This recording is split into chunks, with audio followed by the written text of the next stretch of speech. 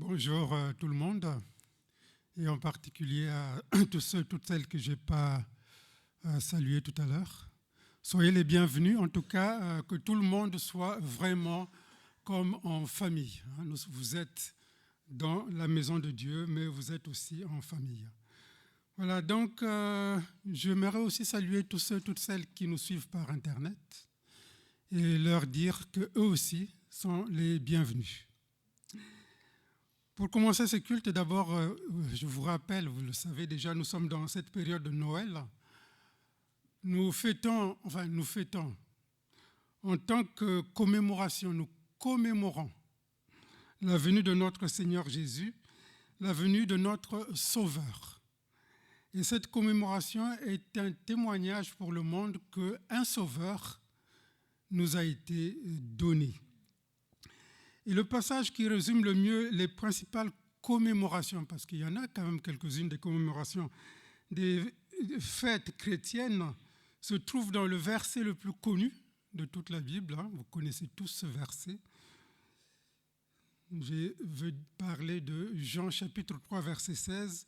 « Car Dieu a tant aimé le monde qu'il a donné son Fils unique, afin que quiconque croit en lui ne périsse point, mais qu'il ait la vie éternelle. » Nous avons ici les trois principales commémorations. D'abord, Dieu a tant aimé le monde. L'amour de Dieu s'est manifesté dans la personne de Jésus-Christ parce qu'il a envoyé son Fils. Jésus, quand il est né, c'est véritablement l'amour de Dieu qui a été personnifié, qui a été matérialisé. Noël, c'est l'amour de Dieu manifesté parmi les hommes. Et c'est ce que je vous demandais de chanter. Venez le célébrer, venez célébrer cet amour de Dieu qui s'est manifesté à Noël, à la naissance de notre Sauveur Jésus-Christ. Donc, si on peut se lever pour chanter, venez le célébrer. Venez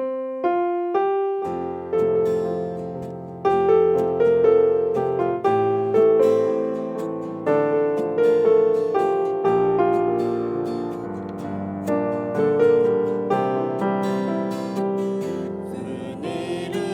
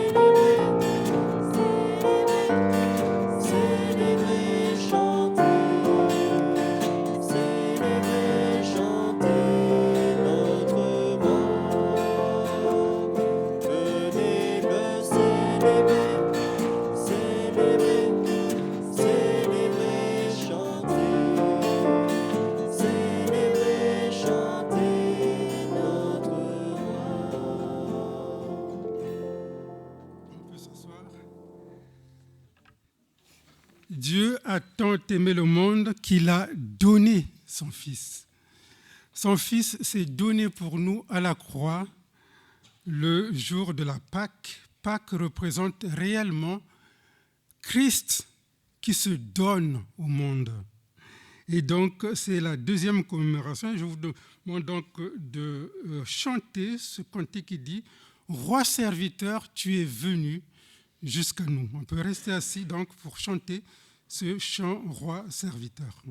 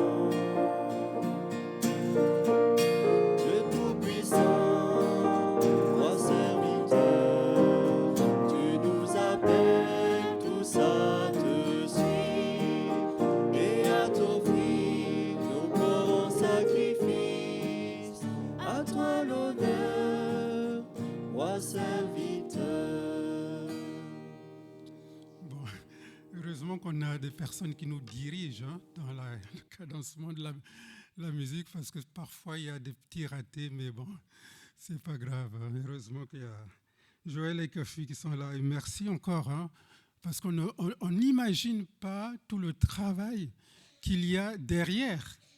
Parce que nous, le dimanche matin, bon, c'est très agréable de chanter des cantiques, mais il y a tout un travail derrière. Et vraiment, je voudrais les remercier du fond du cœur, parce que c'est un travail pour le Seigneur qui est très important.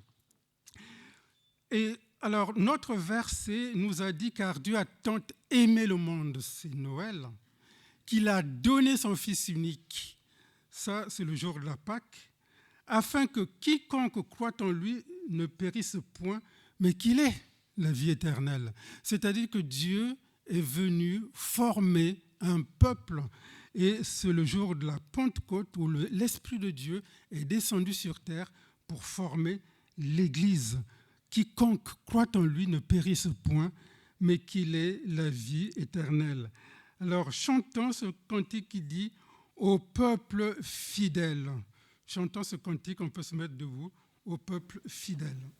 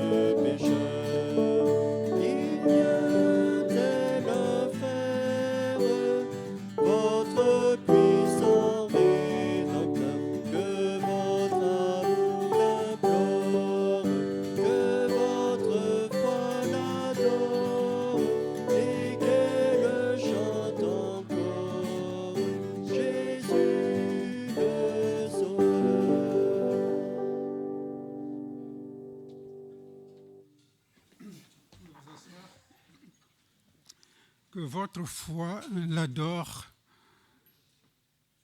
parce que Jésus est notre Sauveur.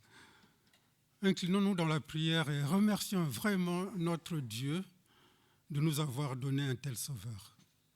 Que chacun se sente libre donc d'intercéder, de vraiment remercier le Seigneur et je terminerai. Prions.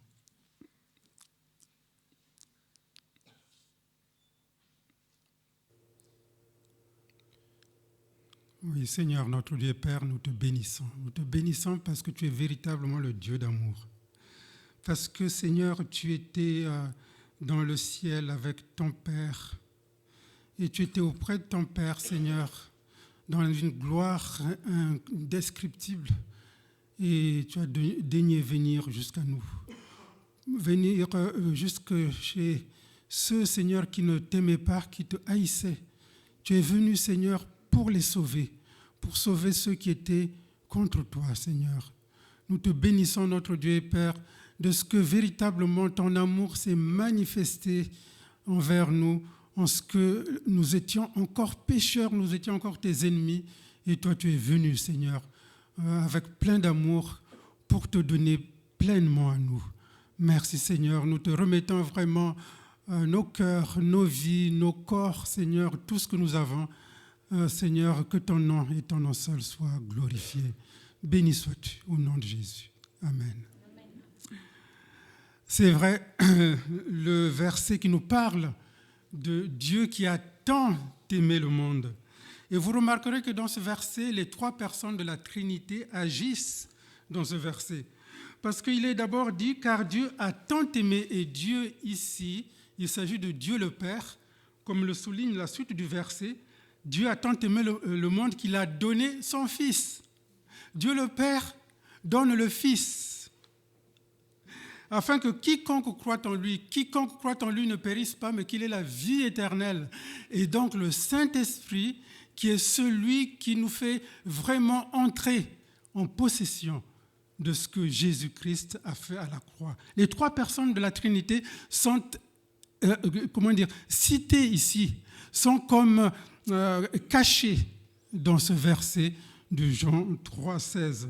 Chantons ce cantique qui dit écoutez le chant des anges. Pardon, par la croix. Par la croix d'abord. On va chanter le cantique qui dit par la croix, seulement par la croix, nous tenons debout. Donc après, on chantera le cantique de Noël. Donc, levons-nous pour chanter ce cantique qui dit par la croix et par la croix seule.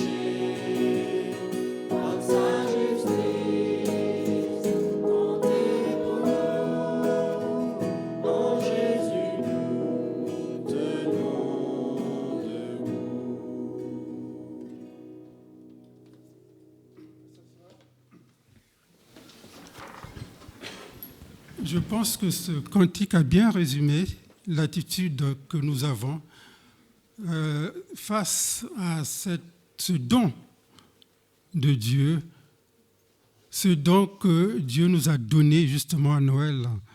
C'est Jésus-Christ, c'est par la croix du Seigneur Jésus que réellement nous pouvons nous tenir debout. Et je voudrais souligner cette dernière partie de Jean 3,16 qui dit « Afin que quiconque, c'est-à-dire tout le monde, est-ce que ce matin, tu fais partie de ce quiconque ?» Parce que c'est vraiment quelque chose de terrible. Quand on s'aperçoit qu'on a un cadeau et qu'on ne veut pas prendre ce cadeau, simplement soit par négligence, soit par orgueil ou tout un tas d'autres raisons. Jésus est véritablement le cadeau pour toi ce matin. Et pourquoi ne pas prendre ce cadeau ? Qu'est-ce qui t'empêche de rentrer en possession de la vie éternelle, afin que quiconque croit en lui ne périsse point, mais qu'il ait la vie éternelle. Et cette vie, elle est véritablement éternelle. C'est pour toi ce matin. Alors, si tu fais partie de ceux qui ont cru en Jésus-Christ, qui ont donné toute leur confiance, si ce quiconque est toi, alors Dieu t'appelle à commémorer, non pas Noël, mais le moment où il fut livré, cette nuit épouvantable, où son cœur a été brisé, où il a crié à son Père, « Père, s'il est possible que cette coupe s'éloigne de moi, non pas selon ce que je veux, mais selon ce que toi, tu veux. » Et si véritablement ton cœur a été touché par l'amour de Dieu se donnant pour toi, alors Dieu t'appelle à te lever ce matin pour commémorer cette nuit, se rappeler que le sang de Jésus a coulé pour toi. Donc, nous allons prendre la Sainte Seine maintenant, et je demanderai donc à tous ceux qui ont osé accepter le cadeau de Dieu de Noël à se lever pour participer à la Sainte Seine. Et je demanderai aux frères que j'ai sollicités de venir pour faire la distribution. Donc, levez-vous pour faciliter simplement la distribution. Oui, tendre Père, nous voulons te dire merci. Nous voulons te dire que nous sommes infiniment reconnaissants. Reconnaissants pour ce sacrifice. Reconnaissants, Seigneur, pour ce que tu as fait pour nous à la croix.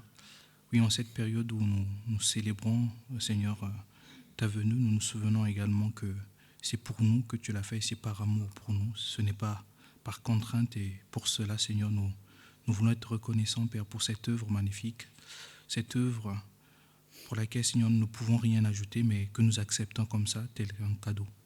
Et merci, Père, de nous permettre de nous souvenir que tu as souffert pour nous, et c'est par ton corps, Père, que tu nous purifies et que tu fais de nous, Seigneur, des enfants de Dieu. Amen. Mangeons le pain.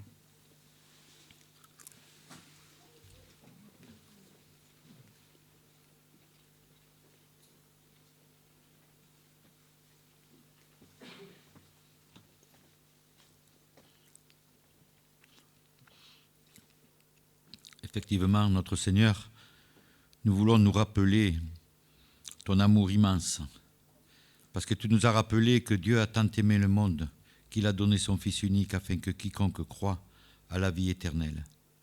Et c'est vrai, Seigneur, que tu es venu dans ce monde justement pour aller jusqu'à la croix. Et ce matin, nous voulons, nous rappeler cette nuit, Seigneur, où a été terrible, où tu as, c'est vrai, demandé au Père que cette coupe s'éloigne, mais pas la volonté de Jésus, mais ta volonté, parce que tu nous as tant aimés. Seigneur, ce matin, nous voulons prendre cette coupe qui nous rappelle ton sang qui a été versé, qui a coulé, et qui nous purifie de nos péchés. Seigneur, nous te rendons gloire, nous te rendons grâce pour tout ce que tu as fait. Seigneur, nous prenons cette coupe en nous rappelant que c'est par ton sang que nous pouvons nous tenir maintenant debout. Parce qu'à partir de là, le rideau s'est ouvert de haut en bas. Et nous avons maintenant l'accès au Père. Seigneur, béni sois-tu pour toutes choses. Nous te rendons grâce au nom de Jésus. Amen. Prenons la coupe.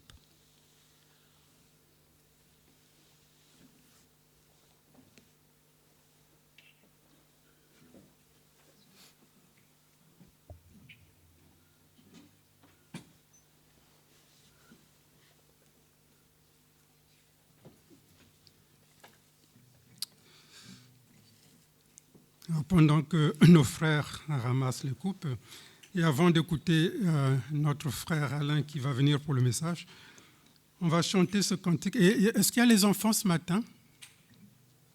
Non? Les enfants restent avec nous alors? Ils sont pas là. Alors vous pouvez vous asseoir. Donc on va chanter ce cantique qui dit écoutez le chant des anges.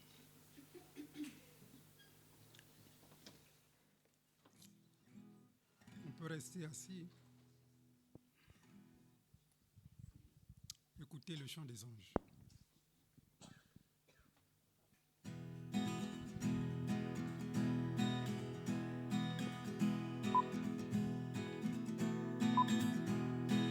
Écoutez le chant des anges, bien éclaté dans les airs. Joignons aussi nos louanges à leur sublime concert. Gloire à Dieu, paix sur la terre. Aujourd'hui le Christ est né. Jésus s'est fait notre frère. Un sauveur nous est donné. Jésus s'est fait notre frère. Un sauveur nous est donné. Son palais est une étable, une crèche et son berceau. Et pourtant c'est l'admirable, c'est le Fils du Dieu très haut. Il vient à nous des bonheurs et de grâce couronné. Jésus s'est fait notre frère, un sauveur nous est donné. Jésus s'est fait notre frère, un sauveur nous est donné. Avec vous, bergers et mages, au pied de notre Seigneur, nous déposons nos hommages, nous lui donnons notre cœur. Tout son peuple sur la terre, dit avec nous prosterné. Jésus s'est fait notre frère, un sauveur nous est donné. Jésus s'est fait notre frère, un sauveur nous est donné. Merci. On va prier pour que vraiment le Seigneur puisse nous conduire maintenant dans la parole. Dieu Tout-Puissant, tu es le Dieu qui nous a aimés, qui nous a tellement aimés que Jésus est venu sur la terre, ton Fils bien-aimé, afin que nous ayons la vie éternelle à quiconque croit. Seigneur, merci de donner une double onction à ton serviteur Alain, afin, Seigneur, que tu puisses utiliser vraiment sa parole, afin que tu puisses nous parler au travers de lui, Seigneur, que nos cœurs soient disposés à écouter ta parole. Merci, Seigneur, au nom de Jésus. Amen.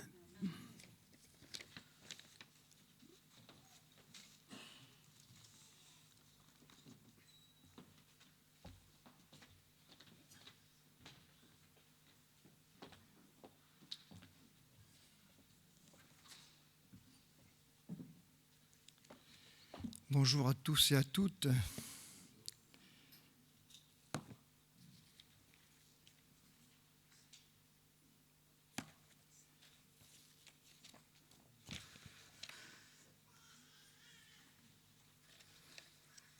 On peut se poser la question de savoir ce qui se passe, ce qui s'est passé réellement derrière le rideau de la nuit de Noël. Vous savez, on voit la douce et belle nuit de Noël, on le chante, mais que s'est-il réellement passé derrière, hein?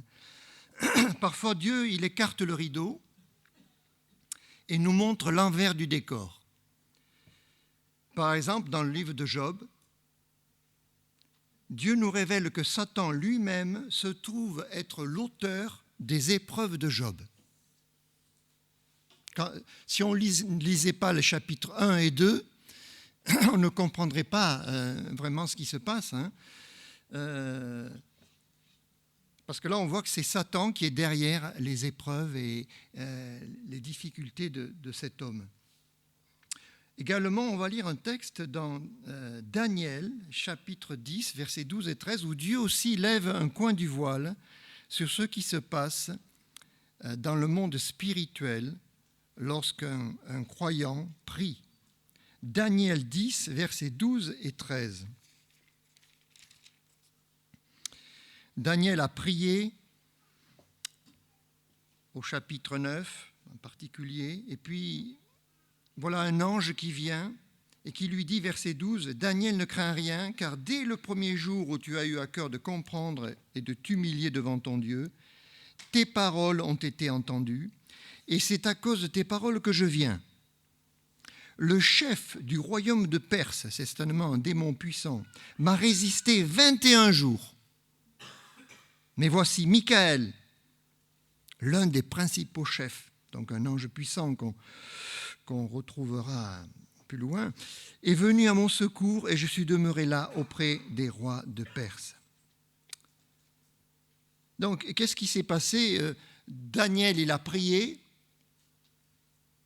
et pendant 3 semaines, il n'a pas vu de réponse quelque part, hein. Mais pendant ces 3 semaines, il se passait un combat dans le monde spirituel, dans le monde invisible. Il y avait des anges, ou en tout cas un ange ici, ou des anges, oui, qui luttaient contre des démons, hein, contre des mauvais esprits. Donc, tout ça, nous ne le voyons pas. Parfois, Dieu, il soulève un coin du voile et dit, voyez ce qui se passe quand vous priez. Regardez ce qui se passe derrière le rideau. Et au moment de la naissance de Jésus, il s'est passé des choses aussi. Il s'est passé des choses. Allons dans un chapitre de l'Apocalypse maintenant, Apocalypse chapitre 12, que nous allons lire en intégralité. Apocalypse 12. C'est un texte inhabituel pour Noël, mais vous verrez pourquoi. Je l'ai choisi. Apocalypse 12. Un grand signe parut dans le ciel, une femme enveloppée du soleil, la lune sous ses pieds et une couronne de 12 étoiles sur sa tête. Elle était enceinte et elle criait, étant en travail dans les douleurs de l'enfantement, de l'accouchement. Un autre signe parut encore dans le ciel, et voici, c'était un grand dragon rouge feu, ayant 7 têtes et 10 cornes, et sur ses têtes 7 diadèmes. Sa queue entraînait le tiers des étoiles du ciel et les jetait sur la terre. Le dragon se tint devant la femme qui l'a enfanté afin de dévorer son enfant lorsqu'elle aurait enfanté. Elle enfanta un fils, un enfant mâle, dit une autre traduction, qui doit paître toutes les nations avec une verge de fer.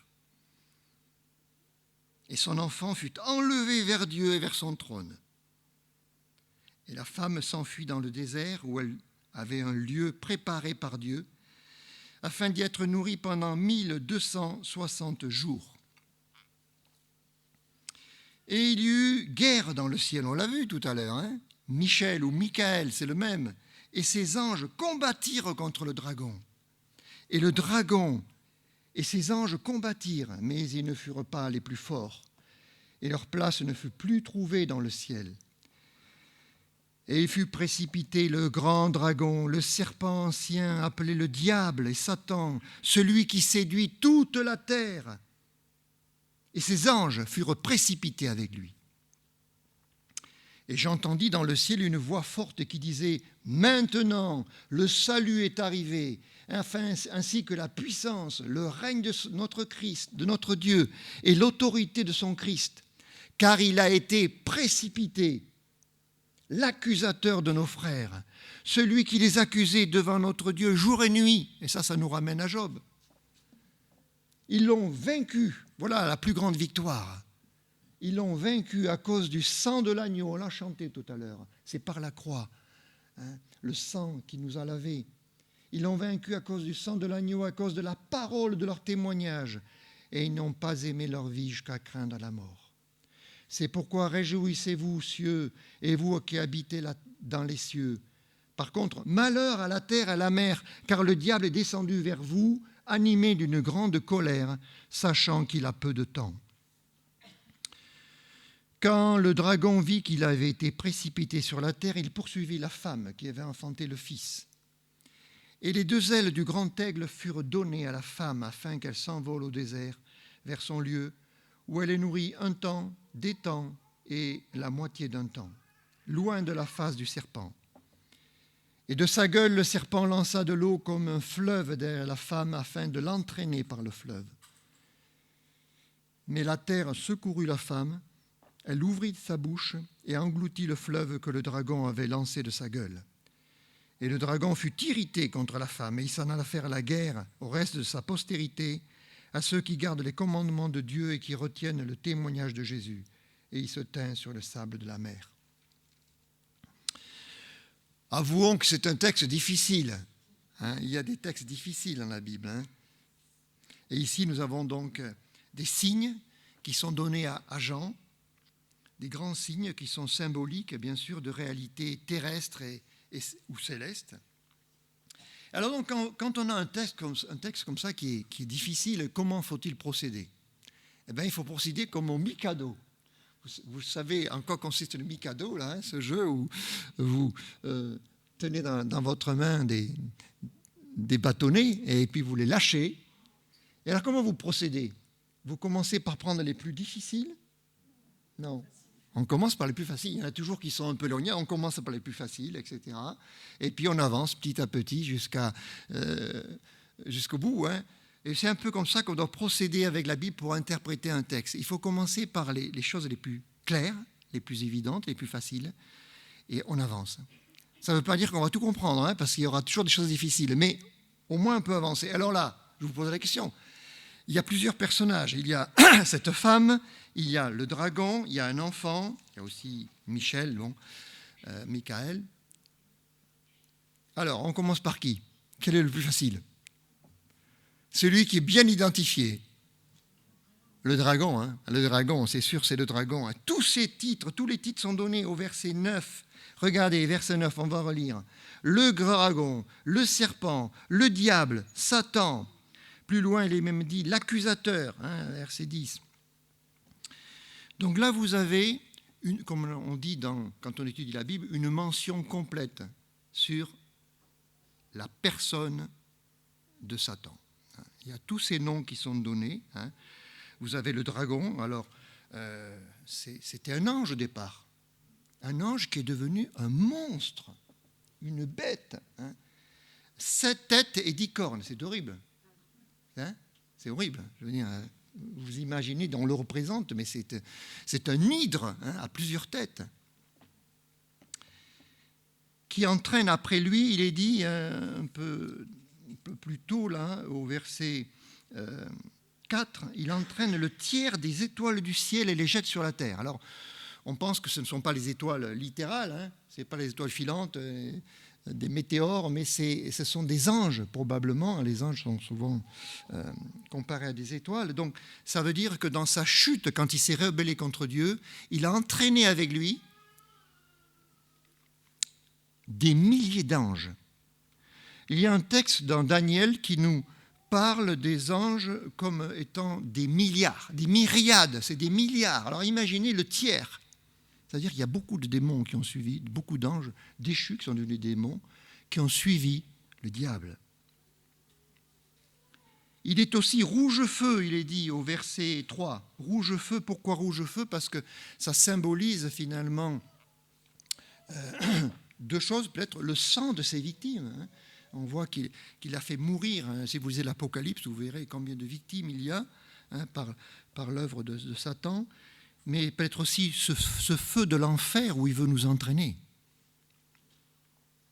Un autre titre, après le dragon, c'est le serpent ancien. Alors, évidemment, ça fait référence au tentateur, hein, celui qui a tenté Ève dans le jardin d'Éden, hein, le serpent ancien, le séducteur. Il est appelé aussi le diable. Le serpent, on va le retrouver un peu plus loin. Le diable, diabolos. Diabalo, c'est littéralement celui qui se jette en travers du plan de Dieu.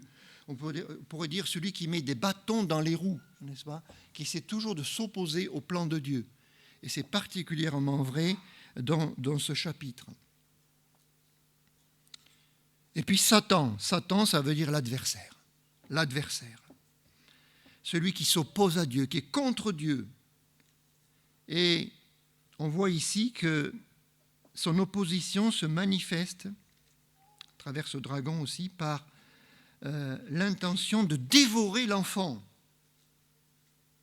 Ensuite, de poursuivre la femme. Et puis, finalement, il se bat aussi contre les anges de Dieu. Donc, c'est un adversaire, contre Dieu systématiquement. Il est dans l'opposition, hein, c'est évident, contre Dieu, contre le Seigneur. Et puis, il est dit qu'il égare aussi, regardez, verset 9, il séduit toute la terre, il égare toute la terre, donc c'est aussi un séducteur. Et c'est actuellement le roi de ce monde. Hein. C'est pour ça qu'il a des diadèmes sur ses têtes. C'est le roi de ce monde, c'est le prince de ce monde, dit Jésus. Il ne faut pas l'oublier, souvent on oublie tout cela. Enfin, c'est un accusateur, verset 10, hein, l'accusateur de nos frères. On le voit dans l'histoire de Job, hein, il est devant Dieu pour accuser Job tout le temps, mais aujourd'hui il continue de nous accuser devant Dieu.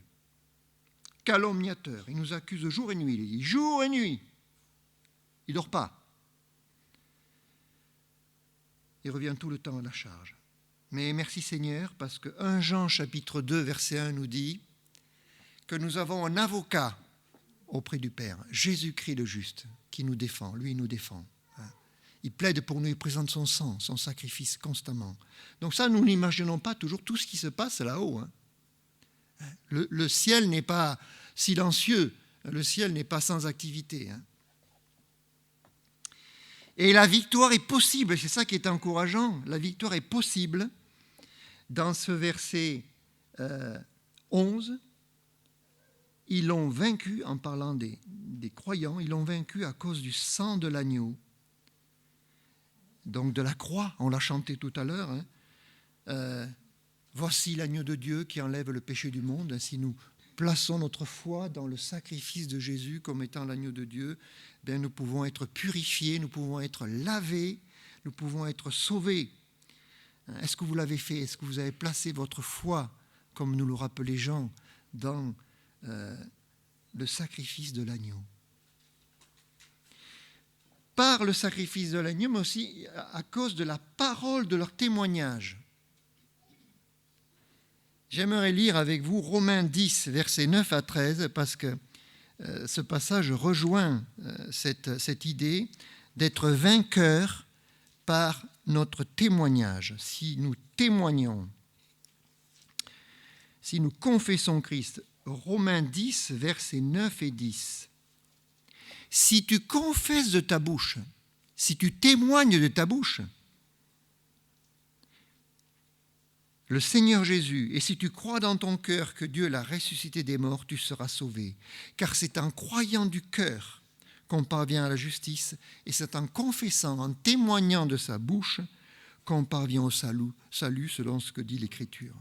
Quiconque croit en lui ne sera pas confus. Donc ça, c'est très important. C'est-à-dire que si vous croyez dans votre cœur, je vais dire dans votre tête aussi, hein, si vous croyez intérieurement que Jésus est mort pour vos péchés et qu'il est ressuscité, vous devez le dire. Vous devez le dire à Dieu d'abord, bien sûr, au Seigneur, dans une prière. Est-ce que vous l'avez fait? Est-ce que vous avez dit, Seigneur, je crois que je suis un pécheur, mais je crois que Jésus, il a payé pour moi, qu'il a versé son sang. Je crois qu'il est ressuscité, qu'il est vivant aujourd'hui, Seigneur. Je te donne ma vie, je te donne mon cœur. Est-ce que vous l'avez dit au Seigneur? Le dire au Seigneur, mais le dire aussi à d'autres. Témoigner de sa foi, c'est aussi le baptême. Le baptême, on témoigne publiquement, voilà. Par la parole de leur témoignage. C'est une victoire quand nous témoignons. Et quand vous témoignez de Christ aujourd'hui, c'est une victoire aussi. Le témoignage public de sa foi est une victoire contre Satan aussi. On a une victoire contre lui. On dit, Satan, tu es un menteur, mais Jésus est la vérité. Et je crois en Jésus-Christ. Je crois qu'il est mort pour moi et je crois que je suis sauvé. Même si tu m'accuses devant Dieu, même si tu as des raisons de m'accuser, je confesse Jésus-Christ et son sang me lave. Et certains ici dans l'Apocalypse vont aller jusqu'au martyr. Certains sont allés jusqu'au martyr. Ils n'ont pas aimé leur vie jusqu'à craindre la mort. Vous savez que le mot témoignage, la parole de leur témoignage, vous savez ce que c'est le mot témoin, témoigner en grec? Marturéo, qui a donné martyr. Témoigner en grec, c'est être un martyr. Voilà. Pourquoi? Parce qu'au début de l'Église, il y avait tellement de morts, tellement de martyrs, que voilà, tous ceux qui témoignaient étaient considérés comme des martyrs. C'est devenu un mot qui évoque la mort à cause de sa foi.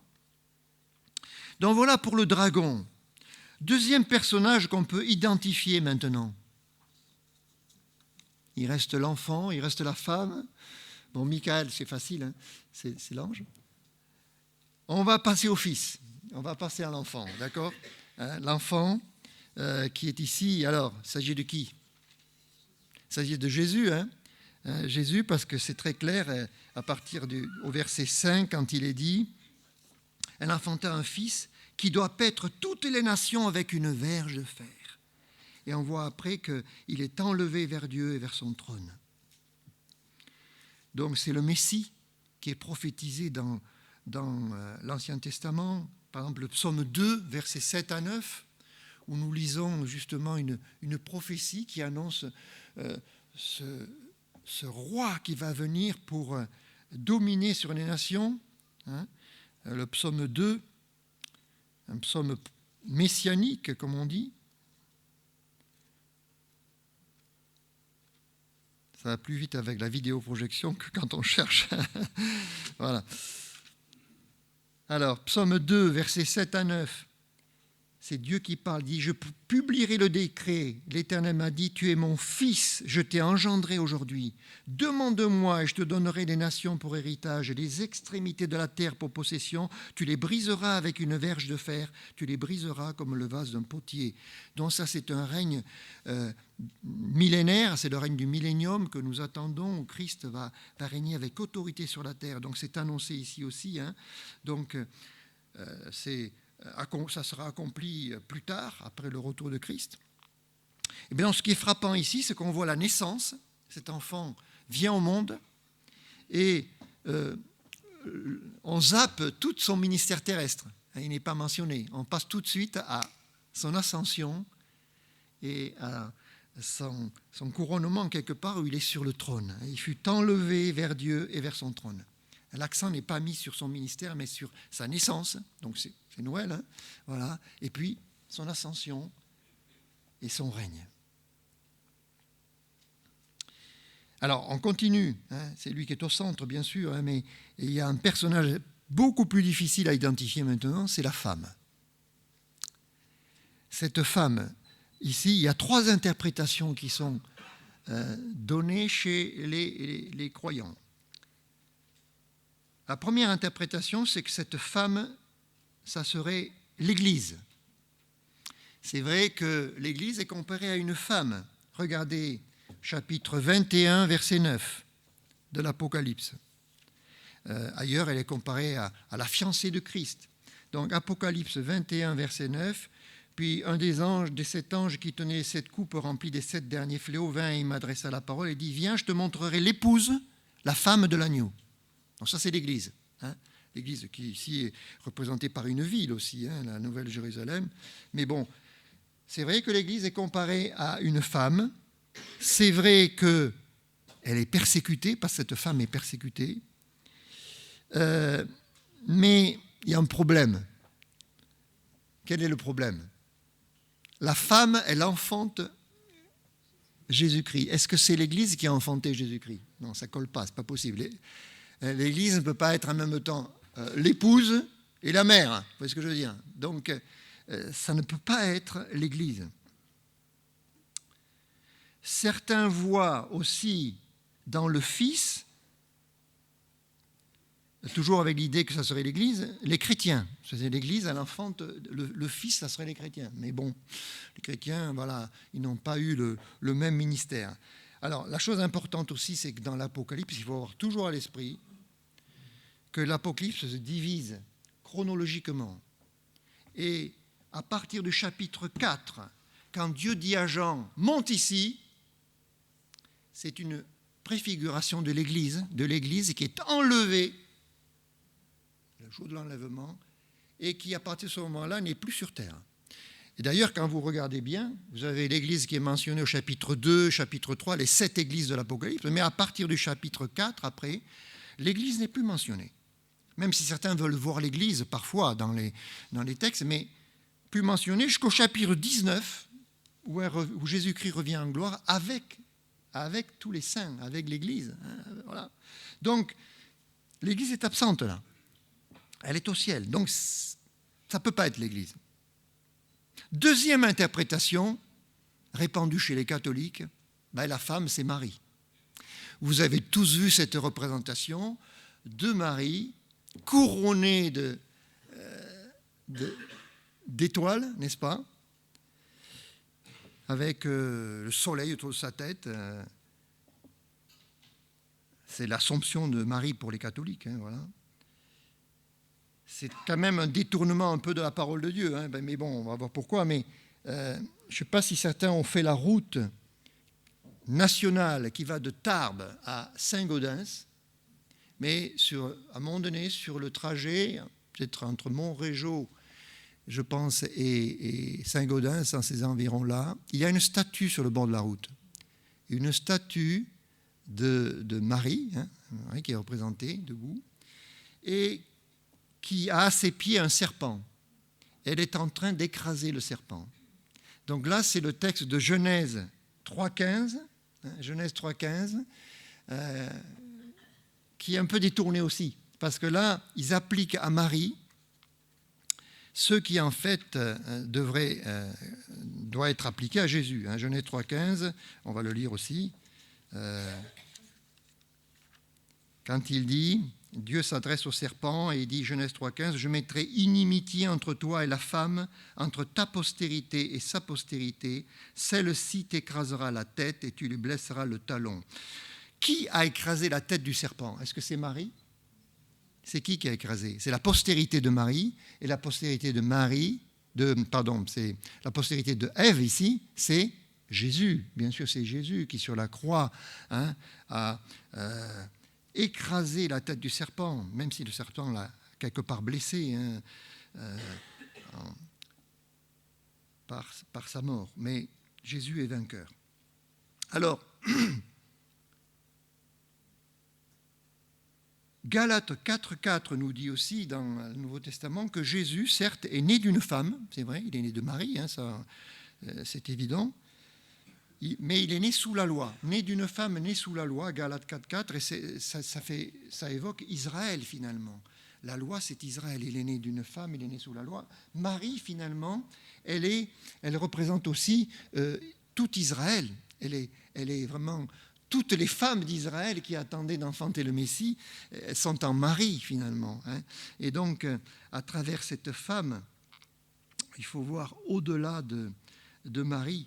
Parce que, bon, en même temps, si on continue à étudier le texte, cette femme, elle va être persécutée.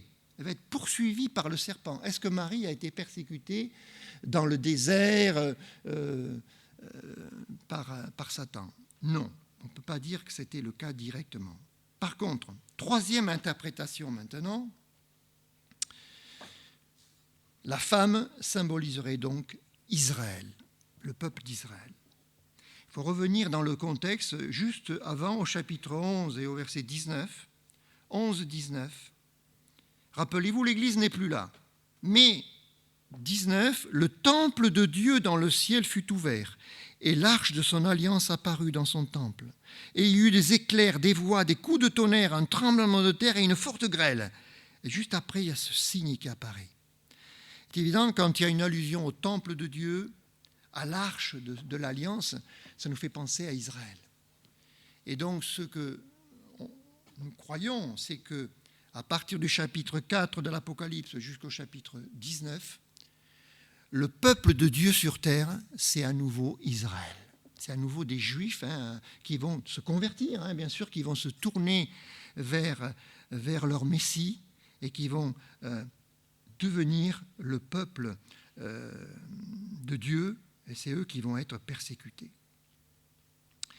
Et Israël est aussi symbolisé par une femme. Regardez, Ésaïe 54, 5 et 6, où Dieu appelle Israël son épouse.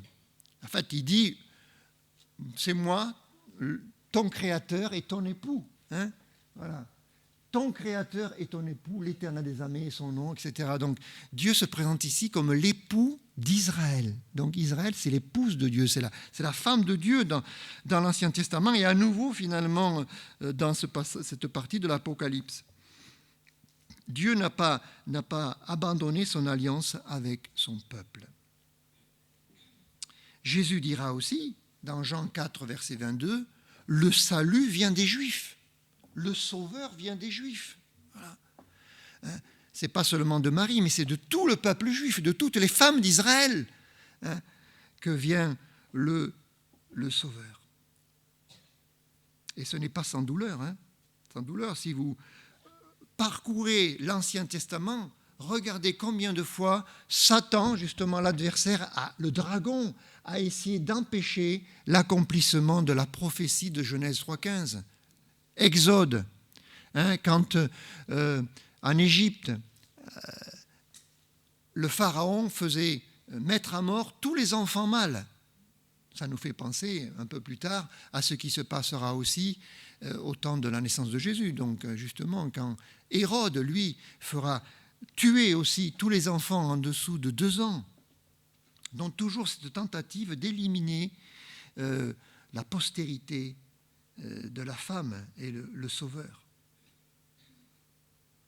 Et même durant le ministère terrestre de Jésus, une fois qu'il est né, Satan a encore essayé plusieurs fois de le faire mourir avant la croix. Lors de la tentation, Luc 4, verset 9, dans le désert, il lui dit « Vas-y, jette-toi du haut du temple !» Il aurait pu le faire, Jésus, c'est sûr, mais il a dit « Tu ne tenteras pas le Seigneur ton Dieu. » Voilà. C'était n'importe quoi de dire ça d'ailleurs, parce que à quoi ça servait à se montrer.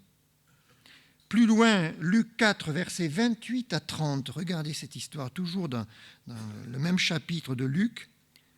Jésus est à Nazareth, et ici nous voyons que la foule, après qu'il ait lu ce texte qui annonçait qu'il était le Messie finalement, dans Ésaïe, ils furent tous remplis de colère dans la synagogue lorsqu'ils entendirent ces choses. Et s'étant levés, ils le chassèrent de la ville et le menèrent jusqu'au sommet de la montagne sur laquelle leur ville était bâtie, afin de le précipiter en bas. Donc là, ils auraient pu aussi faire mourir Jésus, et Satan aurait réussi son coup. Mais Jésus, passant au milieu d'eux, s'en alla. Ce n'était pas le moment. Mais vous voyez, toutes les tentatives pour le faire mourir.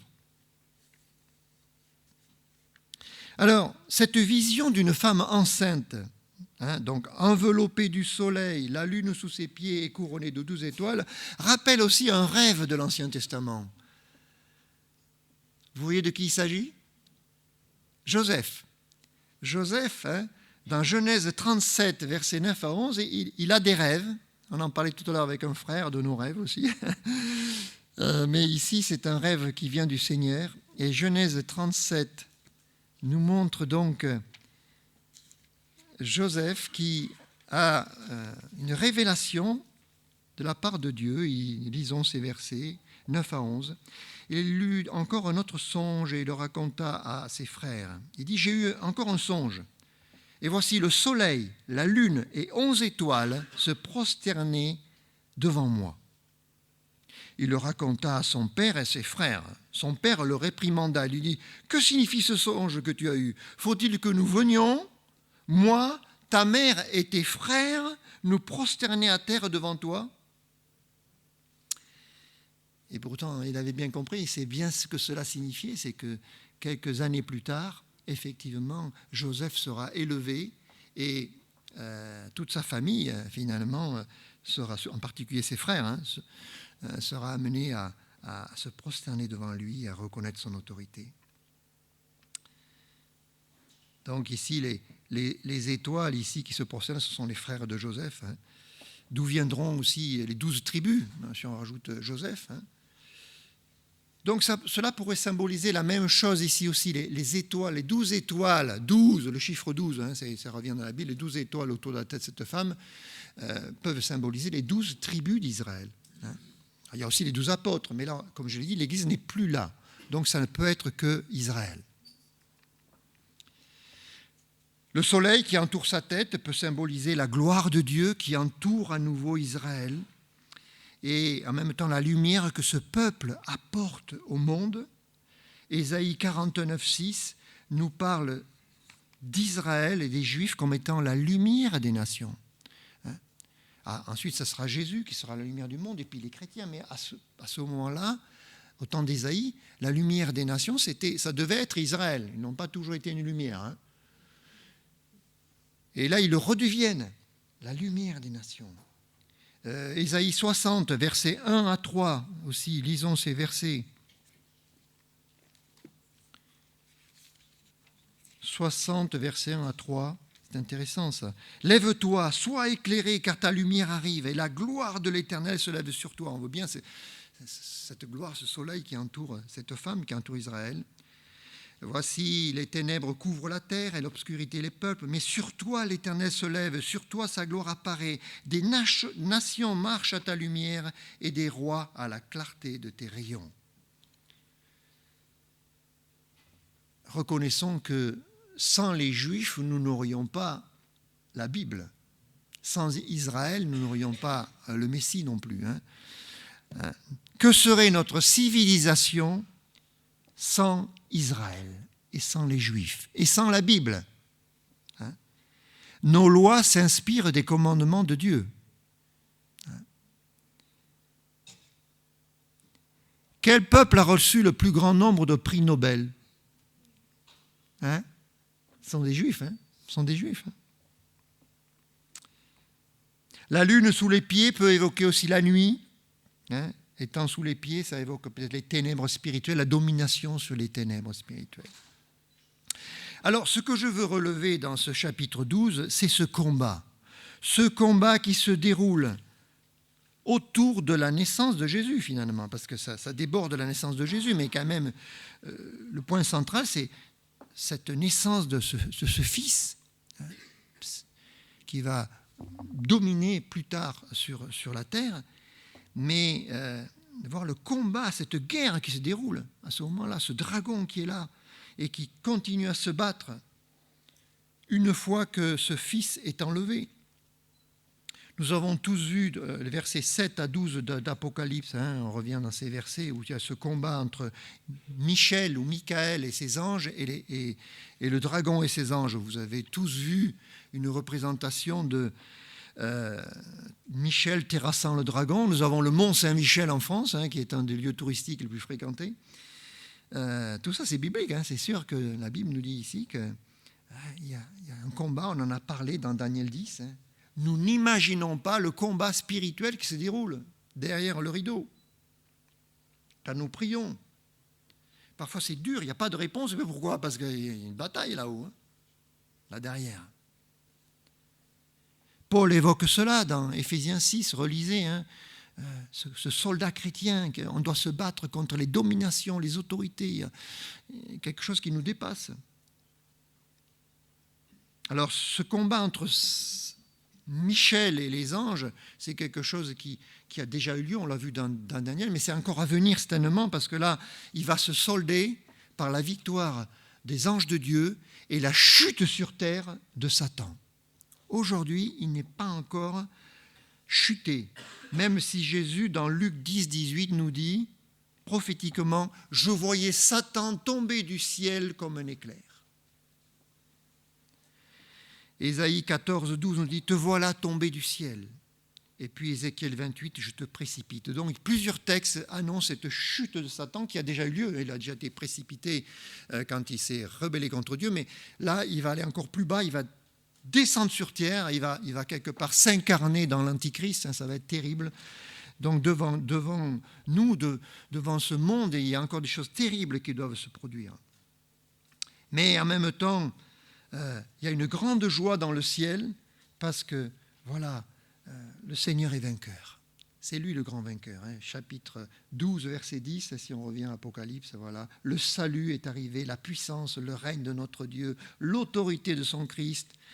Et je crois que notre sœur, cette semaine, a partagé un verset, je crois que c'était le verset 15 de Apocalypse 11. « Le royaume du monde est remis à notre Seigneur, à son Christ, et il régnera au siècle des siècles. » Voilà notre espérance. Alors, si c'est la joie au ciel, ce n'est pas la joie sur la terre. Ici, dans la suite, il est dit « Malheur », le verset 12, « Malheur à la terre et à la mer, le diable est descendu vers vous, animé d'une grande colère, sachant qu'il a peu de temps. » Satan et ses anges déménagent sur terre, mais son temps est compté et durera 3 ans et demi. 3 ans et demi, vraiment, ce sont les chiffres qui sont donnés ici, à plusieurs reprises, verset 14. Un temps, des temps, la moitié d'un temps, 1260 jours, etc. C'est toujours cette période de 3 ans et demi de guerre sur terre, de tribulation.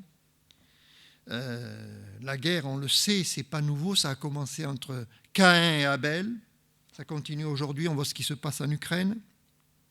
Mais là, ici, Satan va s'acharner en particulier contre cette femme, et si nous croyons que cette femme est Israël, il va s'acharner contre le peuple de Dieu sur terre à ce moment-là, les Juifs et Israël encore. Voilà. Et ça va être une période difficile parce que ça sera contre aussi tous ceux qui se convertiront pendant cette période, et il y en aura encore, des croyants. Alors, cette femme va partir au désert.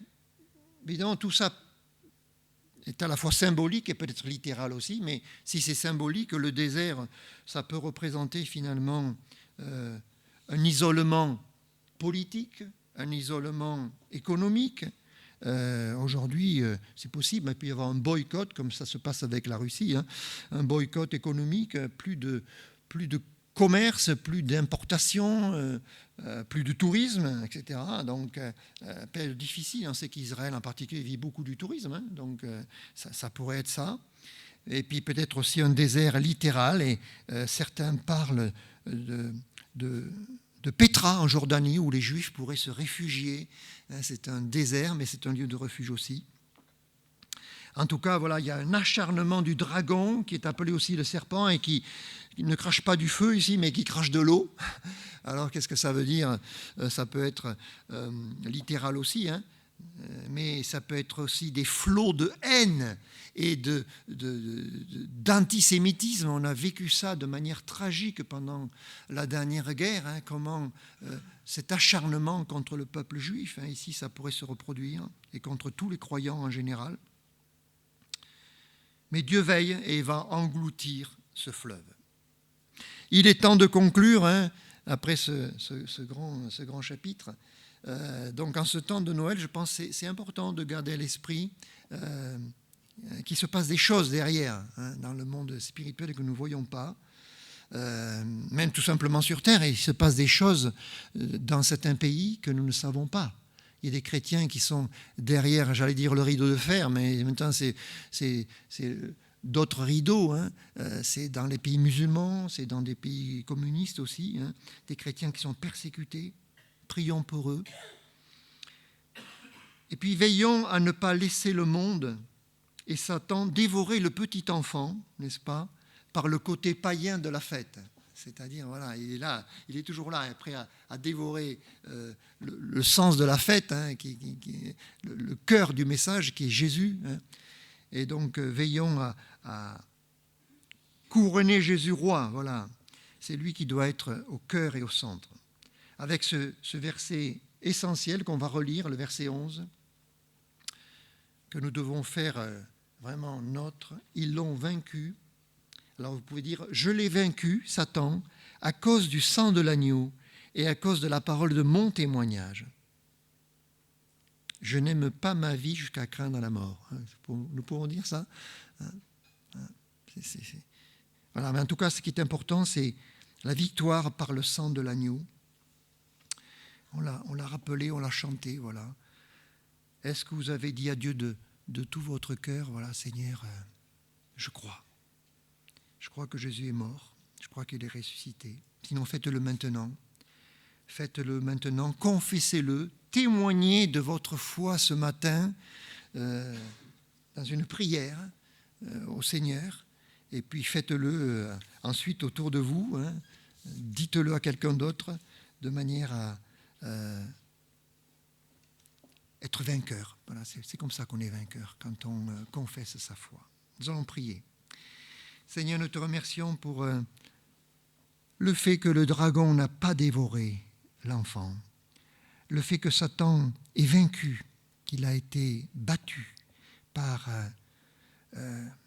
ta puissance, Seigneur, et que nous pouvons aujourd'hui être assurés que nous sommes aussi vainqueurs par le sang de l'agneau et par la parole de notre témoignage. Seigneur. Donne-nous du courage pour témoigner de notre foi dans ce monde païen. Seigneur, que nous ayons le courage de dire que Jésus, c'est le cœur de Noël, c'est le cœur de l'Évangile, c'est le cœur de notre foi. Seigneur, je te prie que s'il y avait des personnes ce matin ici qui n'avaient pas encore confessé Christ, qu'elles puissent le faire, qu'elles puissent te donner leur cœur, te donner leur vie. Je vais vous laisser quelques instants pour prier dans votre cœur peut-être. J'aimerais prier pour vous aussi et vous donner l'occasion ce matin d'être sauvé si vous ne l'êtes pas encore, si vous n'êtes pas sûr, si vous n'avez pas cru encore au Seigneur. Vous dites, vous avez hésité jusqu'à maintenant. Vous pouvez être vainqueur par le sang de la croix, par le sang de l'agneau. Est-ce qu'il y a quelqu'un qui aimerait que je prie pour lui? Que je prie pour lui pour que le Seigneur lui donne cette paix et ce salut. Est-ce qu'il y a quelqu'un ici qui n'est pas sûr encore d'être sauvé? Je vous donne l'opportunité ce matin de le faire, de dire oui, amen, je vais prier pour vous. Est-ce qu'il y a encore quelqu'un qui aimerait que je prie pour elle? Oui. Seigneur, tu connais les besoins. Je veux prier pour ces personnes qui ont levé la main. Et je te prie que dans ces moments, ils puissent lever leur cœur vers toi, Seigneur. Tourner leur cœur vers toi, vers la croix. Et je vous invite à prier le Seigneur maintenant, vous qui avez levé la main, à dire, Seigneur, je t'ouvre mon cœur. Je te demande de le purifier, Seigneur, de le laver et de faire de moi vraiment un enfant de Dieu, lavé par le sang de l'agneau. Seigneur, je crois que tu es ressuscité, que tu es vivant et que tu viens bientôt, Seigneur. Change ma vie, change mon cœur et fais de moi un vainqueur. Au nom de Jésus-Christ. Amen. Le drapeau tricolore, c'est bleu, blanc, rouge. Mais le drapeau du chrétien, c'est rouge, blanc, bleu. Vous savez pourquoi? Rouge, c'est le sang. Je sais, c'est le drapeau hollandais aussi, mais vous savez que la Hollande, c'est un pays qui est fondé sur la foi. Hein. L'hymne hollandais parle vraiment de la foi en Dieu. Hein. Le chant de Guillaume, hein. Voilà, c'est ça. Et donc, oui, rouge, le sang de l'agneau. D'abord, il faut venir à Christ pour que notre cœur soit blanc, rouge, blanc, purifié, et bleu, c'est le ciel, voilà, la vie éternelle, voilà, et nous sommes sauvés. Amen. Je veux faire juste une petite annonce avant de laisser la place. Hein. Je veux parler de la bibliothèque brièvement, remercier ceux qui ont aidé à la bibliothèque. Je crois qu'ils ne sont pas là ce matin, mais il y a Hugo qui est là, quand même, Hugo qui a aidé. Alors, si vous avez besoin d'emprunter quelque chose, allez voir Hugo, s'il va s'en occuper. Il y a aussi toute la famille Cachard. Et je voulais juste mentionner quelques personnes, quelques familles qui ont été des fidèles de lecture pendant ces 2 ans ou ces 18 mois. Il y a la famille Naudillon, Alors, je ne sais pas s'ils sont là ce matin, mais ils ont été plusieurs à emprunter des livres. La famille Zandvliet aussi. Voilà. La famille Perry. Voilà. Après, la famille... Alors, je ne sais pas comment on prononce, c'est Laïès. Oui, c'est Laïès qu'on dit? Laï. Voilà. Dont fait partie Hugo. Là. Voilà. J'ai aussi Nina, qui a été une lectrice. Voilà. J'ai Laura Gourc. Voilà. Et puis, Mbungu. Ça vous dit quelque chose? Mbungu. Bungu. Je n'arrive pas à prononcer, mais... Hein? Bouyou. Bon, je n'ai pas bien lu. Voilà, ce sont des lecteurs qui ont été fidèles cette année. Je vous encourage aussi, vous, à vous tourner vers la bibliothèque, à emprunter des livres et lire pendant ce temps de Noël, ce temps de vacances.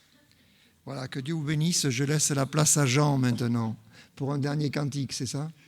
De Noël.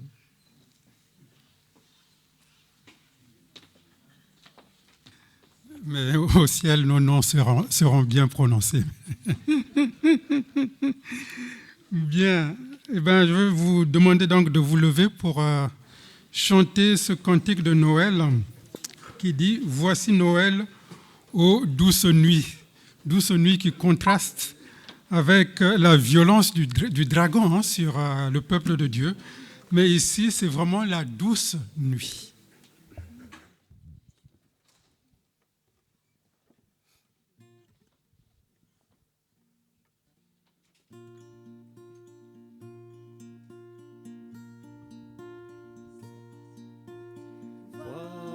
Voici Noël, ô douce nuit, l'étoile est là qui nous conduit.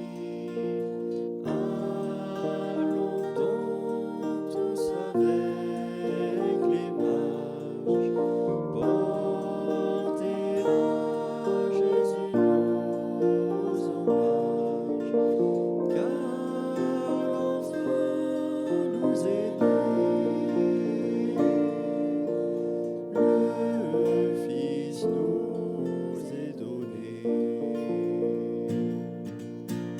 Voici Noël, oh quel beau jour, Jésus est né, quel grand amour, c'est pour nous qui vient sur la terre, qu'il prend sur lui notre misère. Un sauveur nous est né, le Fils nous est donné. Voici Noël, à d'un seul cœur, joignons nos voix au divin cœur qui proclame au ciel les louanges de celui qu'annoncent les anges. L'enfant nous aider, le Fils nous est donné. Voici Noël, ne craignons pas, car Dieu nous dit, paix ici-bas, bienveillance envers tous les hommes, nous aussi tels que nous sommes. Un sauveur nous est né, le Fils nous est donné.